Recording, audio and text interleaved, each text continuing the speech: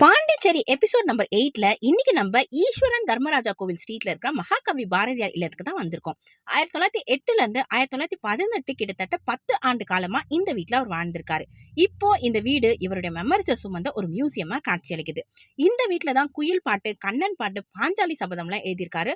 Tamil, Sanskrit, Hindi, English, French இப்படின்னு 32 language தெரிஞ்சிருக்கு.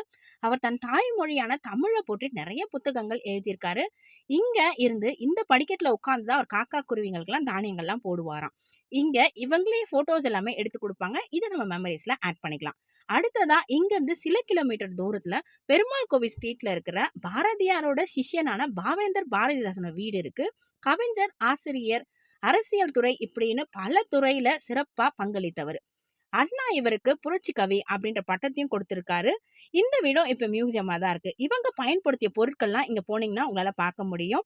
இவங்கள போல இனி ஒரு